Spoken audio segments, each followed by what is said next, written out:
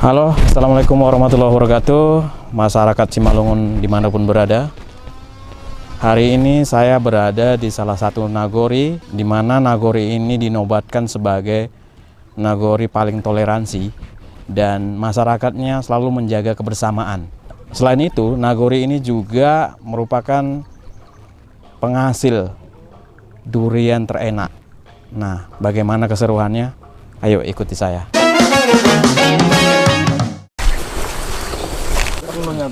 Oke, halo masyarakat Simalungun dimanapun berada. Saat ini saya sudah bersama Pangulu Nagori Mekarsari. Nah, kita saat ini sudah berada ladang durian ya, tempat salah satu durian masyarakat. Kita bakal ngobrol-ngobrol santai, kombur-kombur, tapi kita nggak cerita kombur, begitu ya. Jadi kita sudah bersama Pak Pangulu. Sebelum kita ngobrol panjang lebar, ngalor ngidul kalau kata orang Jawa, kita perkenalkan dulu Pak Pangulu ini. Nah, yuk silakan Pak. Oke, nama saya Juni Hartono, Pangulu Nagori Mekarsari Raya, Kecamatan Pane, Kabupaten Simalungun.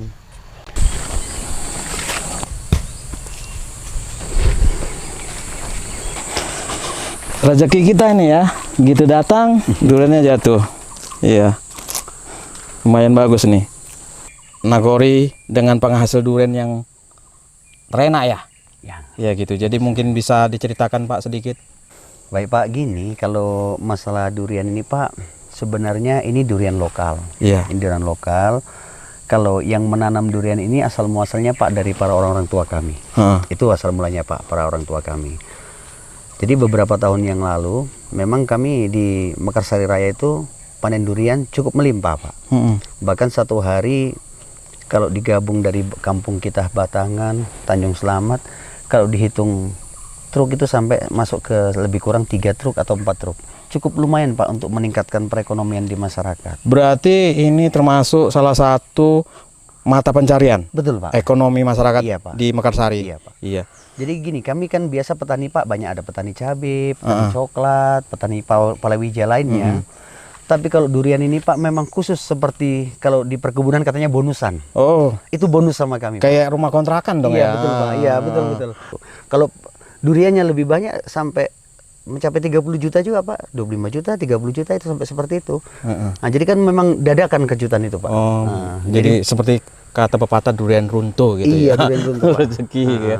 Jadi gini Pak, kan sekarang ya perkembangan zaman kan. Iya, Pak, ya. Jadi selalu ada update, bahkan bukan teknologi, buah Iya, Pak. juga ada update-nya. Betul Pak, betul. Nah, hari ini kita tahu itu ada durian musangking, montongan begitu. Jadi ada nggak di sini yang tanam seperti itu Pak? Dan beberapa kita melihat dari media, ada namanya durian montong, durian musangking. Warga sudah mulai mencoba Pak. Nah, walaupun saat ini belum ada yang berpenghasilan dari durian musangking atau montong, tapi warga sudah banyak menanam. Ketepatan pada tahun 2022 ada program ketapang untuk dana desa Pak, lebih kurang 20%. Berarti itu sudah diprogramkan juga Sudah kami di programkan. dana desa? Iya Pak, bahkan kami berikan ke masyarakat Pak. Oh gitu. Jadi beralih dengan apa namanya, dengan durian yang montong atau musangking Pak. Iya, yang artinya yang hari ini sedang viral atau hari ini sedang update gitu ya? Iya betul. Gitu. Bukan berarti kita menghilangkan yang ini Pak. Nanti Iya. kita tengok, saat ini kan masih banyak rata-rata durian lokal Pak. Nah tapi nanti setelah ini berkembang, ya kemungkinan durian lokal itu akan kita kurangi, kita akan beralih kepada musangking atau montong. Dan yang saya tahu juga ada juga produksi turunannya gitu dari durian ini. Turunannya seperti bisa buat es krim, Oh iya gitu Pak, ya. iya, Pak. Jadi Betul Pak. Bahkan warga kita pun sudah memproduksi, istilahnya begitu warga panen durian, dia sistem dikope Pak. Durian itu dikope, diambil dagingnya, nanti dieskan. oh gitu. Nah nanti setelah mereka nanti jual daging namanya itu Pak, jual daging. Itu ada juga warga kita yang sudah apa namanya, membuka usaha yang seperti itu. Jadi mereka sekarang mengopek, bahkan ada beberapa pekerja di rumahnya untuk Industri rumahan. Iya ya. Pak, nah itu ngopek. Kalau musim durian gini banyak Pak, yang ke rumahnya itu banyak. Baru nanti ya akan dijual daging Pak. Mungkin bisa jadi mahal dia Pak di saat nggak musim durian. Oh, baru dijual dagingnya. Iya. Itulah tadi produk turunan ya, Iya, jadinya produk ya turunan. seperti kita tahu juga di Siantar itu ada Budapest durian gitu kan. Iya Pak. Ya mungkin dari sini juga kali Dari sini, duriannya. iya, Pak. Betul. Gitu ya. Apalagi kalau saya melihat seandainya nanti musangking atau durian montong itu sudah mulai berbuah, itu biasa kita lihat kan durian musangking itu kan Pak bijinya kecil, tapi dagingnya tebal. Itu saya rasa lebih menguntungkan untuk para pengusaha yang mengambil daging itu Pak. Karena mereka menjual daging rata-rata sekitar 8 kepala atau 7 kepala itu 1 kilo. Nah seperti itu. Jadi nanti kalau seandainya lebih tebal dia dagingnya, kilonya lebih banyak Pak. Nah, jadi gitu. lebih menghasilkan. Gitu. Ada beberapa warga kita yang sudah mencoba seperti itu Pak. Dan alhamdulillah sampai saat ini juga mereka sepertinya usahanya lebih langgeng, lebih mapan Pak. Masyarakat Simalungun dimanapun berada, kalau kepingin cari durian enak bisa datang ke Mekarsari. Halo masyarakat Simalungun, kembali lagi bersama kami. Nah, Pak Pangulu Mekarsari ini juga orang yang sangat menginspirasi begitu, dan juga orang yang peduli dengan pendidikan begitu. Jadi di belakang kita sudah ada sekolah Ar-Rahman. Nah, kita mau tanya-tanya, mau dengar juga cerita bagaimana Pak Pangulu bisa membangun sekolah ini atas kepedulian beliau untuk pendidikan anak-anak di nagorinya. Mungkin bisa cerita sedikit Pak. Prinsip di dalam hidup, kalau dalam sastra Jawa mengatakan urip itu harus urup, urip iku urup, nah, seperti itu Pak. Yang artinya hidup itu harus hidup dan bermanfaat untuk orang lain. Itu prinsip hidup. Hubungan kita kepada Tuhan yang Maha Kuasa, hubungan kita kepada sesama manusia dan alam semesta. Berjalan waktu Pak, setelah kita menjadi kepala desa. Sudah berapa periode Pak?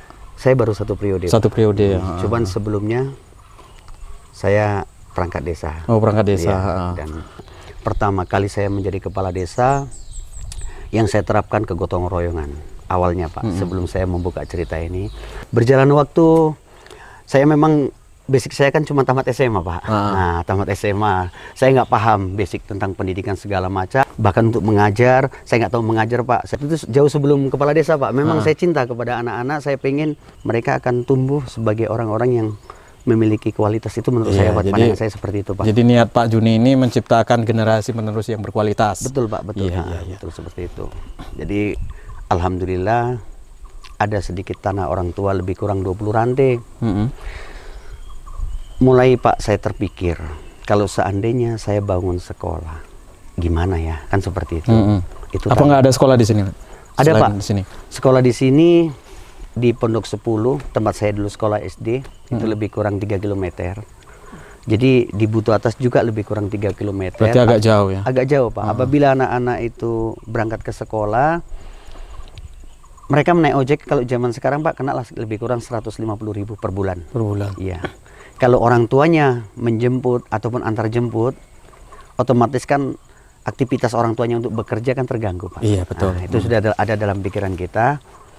Untuk itulah Pak salah satu poin. Jadi itulah motivasi Bapak membangun sekolah supaya mudah masyarakatnya ya Pak, betul, dalam Pak. berpendidikan, artinya nggak jauh, Nggak ya kan, jauh, masyarakat orang tuanya nggak terganggu dengan ekonominya gitu. Iya betul Pak. Mereka jalan kaki udah nyampe cuma 150 meter. Iya betul. Nah, seperti itu Pak. Jadi saya punya lahan 20 ranting, tapi lahan orang tua Pak. Orang tua. Apapun saya akan usahakan, saya perjuangkan. Yang penting itu tidak ada kepentingan pribadi untuk saya manfaatkan, seperti itu.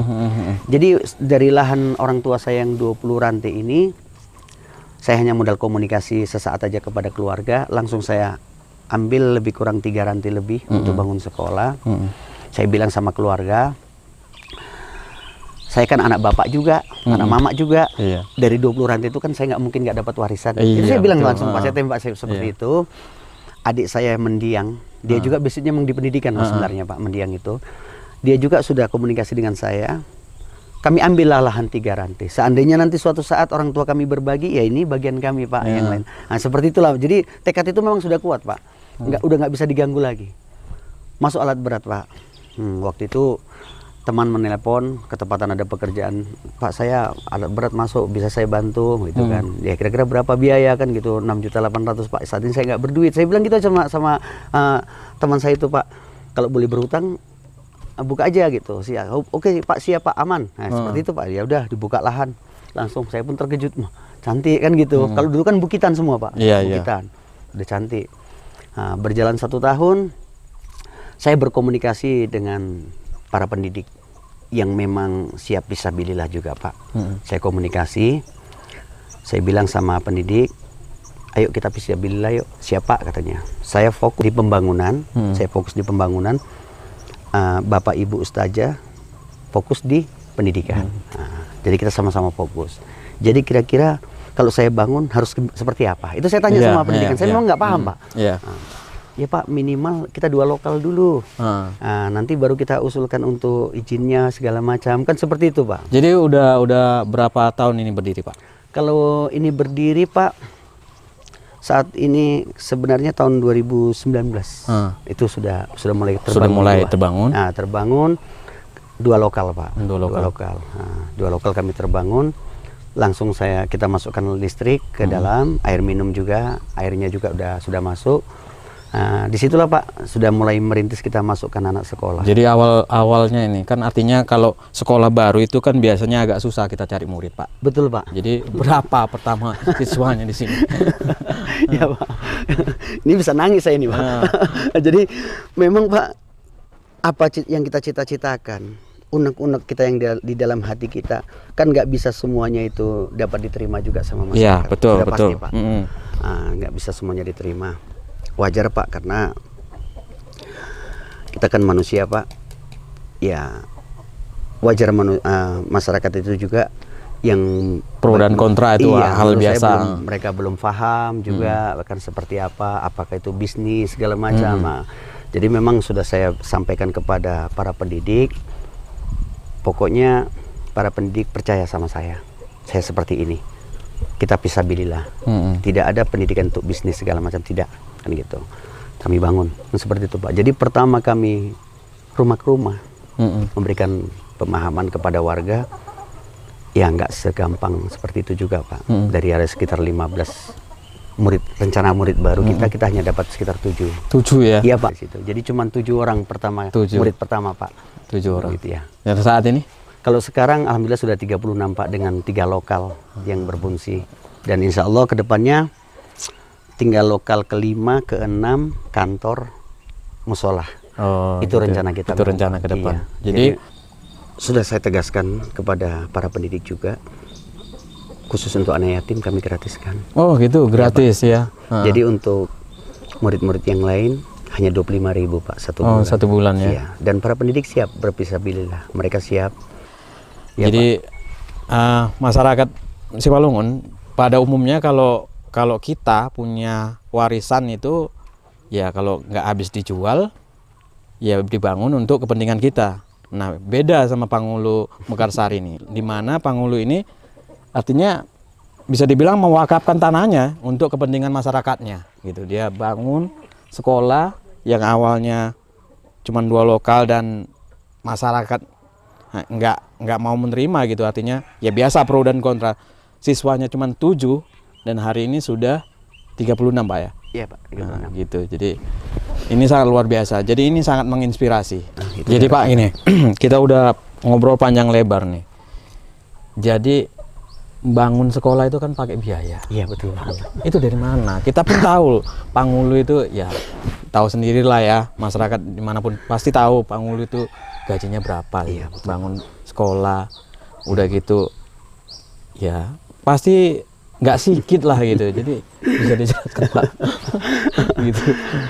Alhamdulillah kalau dikatakan saya ekonomi mapan, jujur tidak. Iya. Contoh ada gaji, ya terkadang gaji Pangulu itu kan nggak jelas apa, bukan nggak jelas. Jelas tapi dia 2 bulan seperti itu. Ada rezeki kami, contoh gajian 5,5 juta.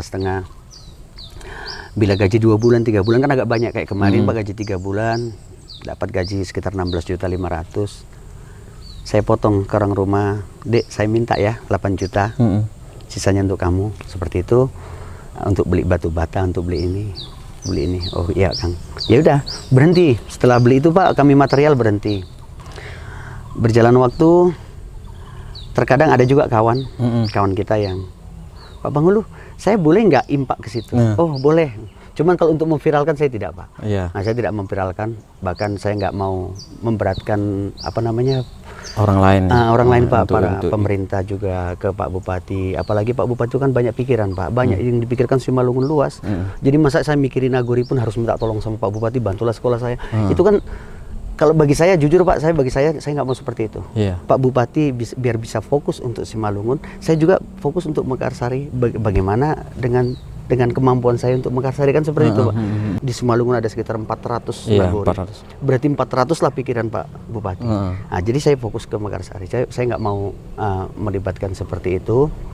Saya berusaha dengan ikhtiar aja, dengan seperti itu. Nanti dapat rezeki lagi, saya fokus ke semen. Ya, kayak tahun semalam saya bangun lokal keempat. Lokal keempat dengan dana yang cumpen Pak. Cumpen. Kurang material ya kurang, material sudah seperti itu. Saya kan jalan kami belum apa Pak, masih jalan kereta untuk ke sekolah. Insya Allah tahun ini bisa kita selesaikan. Untuk melangsir bahan dari bawah sekitar berjarak 100 meter lebih sedikit ke lokasi itu, waktu saya terjadi 3 lokal ini Pak, itu lebih kurang habis dana sekitar 5 ke 8 juta. Langsir saja Pak, langsirnya saja. Saya coba naik kereta. Saya taruh gerobak di belakang. Saya bawa batu padas, ada sekitar 7 gumpalan batu yang besar-besar itu. Saya masukkan ke kereta, saya naik ke atas, sanggup. Bahkan satu hari 30 sampai 50 trip.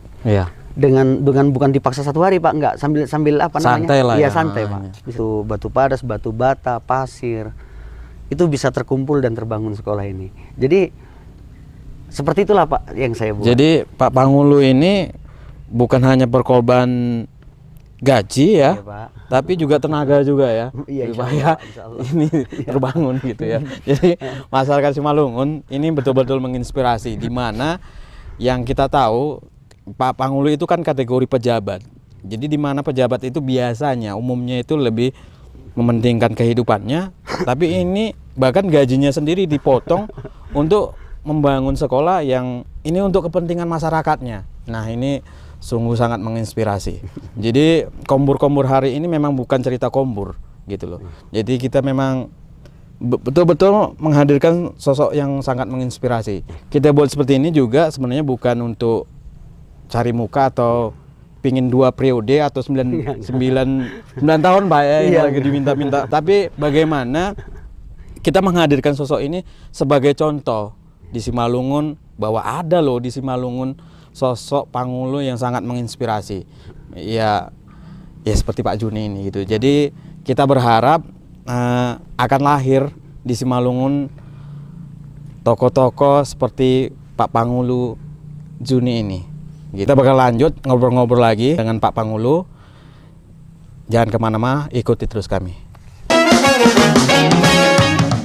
Oke, halo masyarakat Simalungun, balik lagi di acara kita.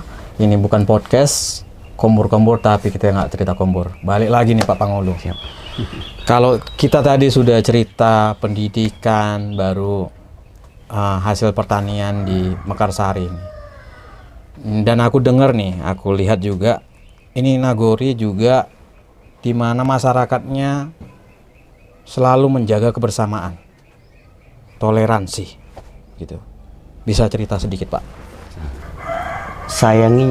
Sayangilah apa yang ada di bumi, maka yang di langit akan menyayangimu. Cintailah apa yang ada di bumi, maka yang di langit akan mencintaimu. Artinya Tuhan itu menciptakan kita sebagai manusia, adalah khalifah ataupun pemimpin di alam semesta. Itu memang harus saling menyayangi. Kita diciptakan dengan beragam suku budaya, bermacam-macam suku dan budaya, bermacam-macam agama. Ini semua kan makhluk Tuhan. Jangankan manusia, yang ada di alam semesta, tumbuh-tumbuhan, hewan, itu juga makhluk Tuhan yang memang harus kita sayangi. Dalam menerapkan ketoleransian beragama itu memang ya kita memang harus benar-benar kita terapkan dengan batin kita, dengan kelakuan kita, dengan sopan santun kita, etika kita, ya seperti itu. Sebagai contoh, kami contohkan di Kampung Basawa. Kampung Basawa itu lebih kurang 43 atau 44 kakak saat ini. Di situ ada 8 kakak Muslim. Sisanya beragama Nasrani. Kan warga Basawa itu apabila beribadah ke gereja pada hari Minggu, mereka jalan kaki lebih kurang hampir 2 kilo atau 3 kilo ke Pangkalan Buntu. Ya cukup jauh. Jadi dari rumah sampai ke gereja pun jalan kaki sudah berkeringat segala macam seperti itu. Muncul memang rasa keinginan kita. Waktu itu saya jualan tempe, Bang. Nah, tahun 2003, 2001 sampai 2005 saya jualan tempe. Jadi saya selalu bersampingan sama mereka. Mereka jalan kaki, mau kemana? Tulang, mau ke gereja. Mau kemana? Opung, mau ke gereja. Gitu. Seperti itulah. Waktu naik kereta itu saya berpikir juga, kok kenapa sih nggak dibangun gereja di Kota Basawa? Gitu. Pas ketepatan berjalan waktu, saya ketepatan memang waktu itu masih perangkat desa. Saya hadir di tengah-tengah masyarakat Basawa. Ada saat itu diskusi dengan Basawa. Selesai diskusi, saya berkata sama warga Basawa, karena memang hadir semua. Warga Basawa ini cukup luar biasa, saya katakan. Setiap ada pertemuan bisa dikatakan 99% hadir. Tidak ada yang tidak hadir, bisa dikatakan. Bahkan saya mengalami beberapa kali 100% hadir warga itu. Saya katakan, Bapak-bapak, ibu-ibu, saya minta maaf sebelum saya sampaikan. Saya nggak paham ada GKPS, saya nggak paham ada HKBP, nah, sama gereja-gereja yang lain. Cuman saya hanya pingin, apa nggak bisa kita bangun gereja di Basawa, kan seperti itu. Karena saya melihat sampai dari mulai saya jual tempe dulu, sampai saya menjadi perangkat desa, warga Basawa tetap rata-rata jalan kaki. 1-2 yang bawa kereta, lainnya jalan kaki. Kalau kita bangun gereja di sini kan warga nggak pala jauh lagi. Betul. Banyak di situ orang tua kita di Basawa itu menangis. Mereka mengatakan, kok kamu yang Muslim berpikir untuk bangun gereja di sini? Kami belum pernah berpikir, kan seperti itu. Jadi saya bilang, gini aja Bu, ketepatan di sini kan banyak lahan kosong yang katanya tanah raja. Itu saya rasa bisa dimanfaatkan untuk kita bangun gereja, atau gimana caranya lah. Tolong kita bentuk kepanitiaan. Nah, coba kita bangun gereja di sini yuk. Apabila nanti kita bangun gereja di sini, nanti saya bantu batu padas 2 mobil waktu itu, saya katakan nanti sampai lebih kurang 1 tahun, Bang. Kalau saya tidak lupa di 2012 kami musyawarah dengan masyarakat saat itu. Di 2013 lah terwujud pembentukan panitia. Setelah pembentukan panitia, kan gotong royong untuk membuat pondasinya, pondasi awal lah ya. Iya, itu meratakan tanah segala macam. Di situ sudah nampak kebersamaan. Saya datang ke tengah-tengah warga dan beberapa yang Muslim datang, kami bergotong royong untuk membangun gereja. Saat itu kami buat pondasinya itu udah dari semen, tapi untuk atapnya kami buat dari papan, masih seperti itulah. Berjalan waktu, sekarang posisi gereja kita sudah permanen lah, tinggal plaster segala macam, tinggal sedikit-sedikit sama dalam lah, semen itu. Di saat saya menjadi Pangulu, gereja sudah berdiri. Saya menjadi Pangulu, kami berkomunikasi, bergantian. Warga yang Nasrani berkata sama saya, Pak Pangulu, gereja sekarang kan sudah berdiri, ya betul. Kan di sana masih warga banyak, ada 8 kakak itu warga Muslim. Iya Pak, iya Bang, saya bilang gitu sama warga. Kapan kita membangun musola? Itu yang dikatakan warga di Basawa. Tapi yang mengatakan kapan kita membangun musola itu warga yang Kristen. Nah seperti itu. Terobsesi juga saya di situ. Iya betul. Kalau saat ini ada warga gereja sudah berdiri, maka akan saya dirikan musola. Berselang waktu, sekitar 1 tahun yang lalu, pas ketepatnya mendekati Ramadan, dibentuklah kepanitiaan pembangunan musola. berjalan dan alhamdulillah perjalanan pembangunan musola itu seperti ekspres. Sekitar nggak sampai 4 bulan 5 bulan selesai. Nggak sampai saya rasa. Karena kami bulan 2 pembangunan di Ramadan mereka sudah melaksanakan sholat tarawih. Iya. Yang luar biasanya kami warga dari Kampung Bahtangan, Desa Mekarsari, warga dari Tanjung Selamat juga Desa Mekarsari, rame-rame bergotong royong di hari Minggu. Ada lebih kurang sekitar 4 kali, berarti hampir 1 bulan 4 kali dalam bergotong royong setiap minggu. Yang lebih serunya lagi saya rasakan warga yang beragama Kristen ikut bergotong royong, bersama-sama bangun musola. Bahkan saat itu di depan saya sendiri dari warga yang Kristen banyak memberikan sumbangan. Saya nggak punya duit, boleh saya nggak bantu gula, bantu teh, seperti itu. Sampai segitunya. Sampai segitunya. Mereka ingin menunjukkan bahwa kami memberikan kontribusi untuk kebersamaan itu tadi. Kita sebagai masyarakat di saat kita untuk giat sosial, kan sosial, giat sosial. Tidak ada perbedaan saat itu.